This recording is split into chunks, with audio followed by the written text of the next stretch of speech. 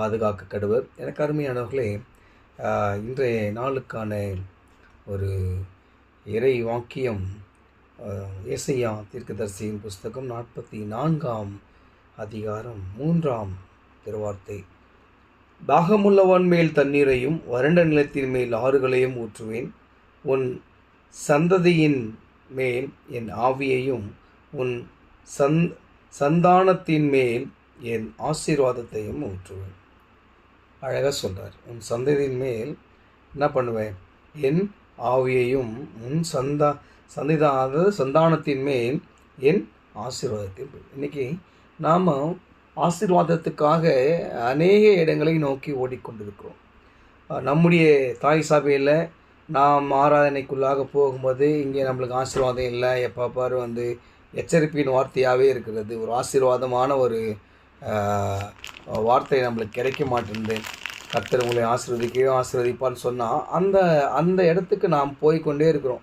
நீங்கள் கீழாகாமல் மேலாகுவீங்க இப்படியெல்லாம் சொன்னாங்கன்னா நாம் அங்கே போகிறோம். ஆனால் ஆண்டவர் சொல்கிறாரு, அவர் நம்மை சோதித்த பிறகு தான் நம் பொண்ணாக விளங்குவோம்.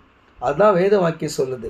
ஆசீர்வாதன்றது ஒரு மனுஷன் நம்ம ஆசீர்வதிக்கிறார், உடனே நம்ம ஆசீர்வதிக்கப்பட்டுருவோம் அப்படியெல்லாம் கிடையாது. கர்த்தருடைய சித்தம் என்ன என்பதை நாம் அறிய வேண்டும். அதான் அழகாக சொல்கிறாரு.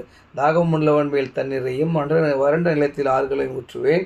உன் சந்ததியின் மேல் என் ஆவியையும் சந்திதானத்தின் மேல் என் ஆசீர்வாதத்தையும் பொழிவேன்னு சொல்கிறார். எப்படா அப்படின்னு சொன்னால், நாம் அவருடைய சமூகத்தில் தாகத்தோடு அமரும்போது நாம் என்ன தான் வறண்ட நிலமாக இருந்தாலும், நாம் என்ன தள்ளப்பட்டவர்களாக இருந்தாலும், தரிசு நிலமாக இருந்தாலும் சரி, ஆண்டவர் நம்மை வறண்ட நிலத்தை ஆறுகளை உருவாக்குகிறவர் இல்லையா? தாகமுள்ளவன் நம்ம மேலே அவருடைய ஆசீர்வாதத்தை பொழிகிறவர் இல்லையா? நம்முடைய சந்ததி மேல் அவருடைய ஆவியை பயந்து நம்மை அனல் மூட்டுகிறதான ஒரு தெய்வம் இல்லையா? அதுக்கடுத்து நம்முடைய சந்திதானத்தின் மேல் அவர் என்ன பண்ணுவாராம்? நித்தியமான ஆசீர்வாதத்தை கொடுப்பார். அதனால் இன்றைய காலகட்டங்களில் அநேக கள்ளப்புதகங்கள் உண்டு.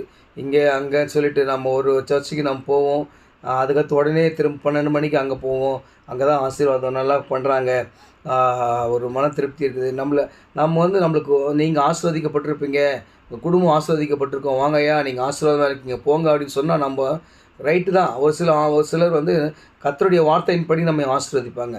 ஆனால் ஒரு சிலர் அவருடைய வாழ்வாதாரத்துக்காக நம்மை புகழ்ந்து பேசி ஆசீர்வதிப்பது உண்டு. அப்படிப்பட்டவர்களை ஆண்டவர் என்ன சொல்கிறாருன்னு தெரியுதுங்களா? இல்லையா? கள்ள போதகங்களே போதிக்கிறவர்கள் இந்த கடைசி காலங்களில் அநேக பேர் அதை போதித்து கொண்டிருக்கிறாங்க. அதனால் ஏமாந்து போகாதீங்க. கர்த்தருடைய சமூகத்தில் தாகத்தோடு உட்காருங்க. கர்த்தர் உங்களுடைய வாழ்க்கையில் ஆசீர்வாதங்களை கட்டளையிட்டு உங்களை மகிழ்ச்சியோடு வாழ செய்வார். ஆமென்.